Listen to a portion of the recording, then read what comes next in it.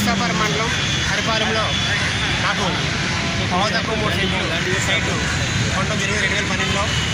అయితే ఈ సైటు కొంచెం పర్సనల్ ప్రాబ్లం వల్ల, ఫైనాన్స్ ప్రాబ్లం వల్ల ఆ సైట్ షేర్ పెట్టడం జరిగింది. అయితే అక్కడ వైసీపీ నాయకులు ఎంపీటీసీ భర్త, అదేవిధంగా వాళ్ళ బావులు ఇద్దరు శరణం సంజయ్ నాయుడు, శరణం అప్పలనాయుడు, శరణం ప్రసాద్, తండ్రి శ్రీనివాసు నలుగురు కూడా సైట్ దగ్గర అప్పులు ఉన్నాయని చెప్పేసి ఊర్లో చెప్పడం జరిగింది. నేను ఆయన ఫోన్ చేసి సైట్ మీద అప్పు ఉందని చెప్తున్నాడు కదా, నీకు అప్పు ఉంటే అసలు ఎంత, వడ్డీ ఎంత, ఎవరు నాకు అప్పు ఇచ్చారు, ఎప్పుడు ఇచ్చారు, ఇవన్నీ కూడా మీరు కాగితం మీద రాసుకొస్తే నేను మీకు అమౌంట్ రిలీజ్ చేస్తానని చెప్పడం జరిగిందాము. ఆయన మళ్ళీ ఫోన్ చేస్తానని చెప్పి ఎంపీటీసీ బాబాయ్ చేత ఫోన్ చేయించడం జరిగింది. తండ్రి శ్రీనివాస్ అనే వ్యక్తి ఆయన వాయిస్ కూడా మాట్లాడుతుంది.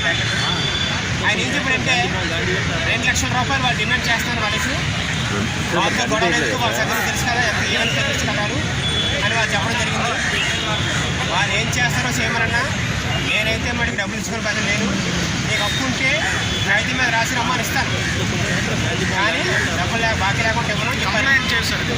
అయితే నేను విశాఖ కమిషనర్ ఆఫీస్ కంప్లైంట్ చేయడం జరిగింది, అదేవిధంగా కలెక్టర్ ఆఫీస్ కంప్లైంట్ చేయడం జరిగింది. ఆ విధంగా కంప్లైంట్ చేసిన వాళ్ళు పట్టించుకోకపోవడంతో మంత్రి అమర్నాథ్ గారికి చెప్పడం జరిగింది. వైసీపీ నాయకులు చేస్తారని మంత్రి అమర్నాథ్ గారికి చెప్తే ఆయన కోటేటి ప్రసాద్ అనే వ్యక్తికి కేసు చెప్పడం జరిగింది. కోటేటి ప్రసాద్ గారు ఆయన పట్టించుకున్నారు సరిగా.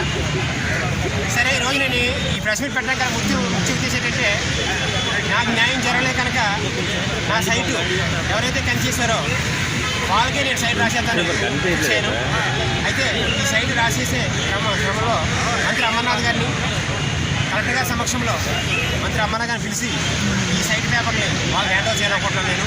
ఎందుకంటే నేను వాళ్ళ కోసం వాళ్ళు ఏం చేయలేను, నేను న్యాయం జరగలేదు మనకి ఇక్కడ, అందుకే నేను నిర్ణయం తీసుకోవడం జరిగింది.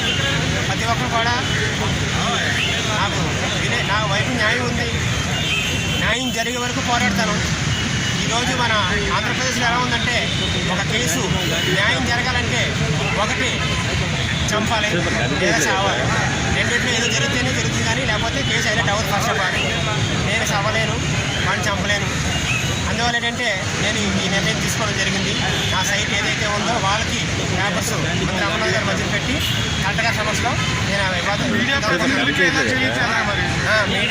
మీడియాలో ఉన్న వ్యక్తిని కలెక్టర్ ఆఫీస్లో ఎన్నో సోమవారంలో నేను వెళ్ళి అక్కడ ఎంతోమంది న్యూస్ కవర్ చేసిన వ్యక్తిని యాక్చువల్ నేను వాళ్ళు తిరగడమే కానీ పని అవ్వడం కలపలేదు. అయితే నేను ఈరోజు ఒక విషయం క్లియర్గా చెప్పాలనుకుంటున్నాను. మంత్రి అమర్నాథ్ గారి విషయంలో రాకపోతే జనసేన నాయకులు, రాష్ట్ర నాయకుల్ని, జిల్లా నాయకుల్ని కలిసి వాళ్ళ సమక్షంలో వీళ్ళకి నేను పేపర్లు హ్యాండ్ ఓవర్ చేయాలనుకుంటున్నాను. వైసీపీ నాయకులకి నేను ఒకటే చెప్పాలనుకుంటున్నాను. గత ప్రభుత్వంలో టీడీపీ హయాంలో ఫైనాన్స్ ఇచ్చిన పాపానికి కాల్మని కింద ఆయన అరెస్ట్ చేయడం జరిగింది.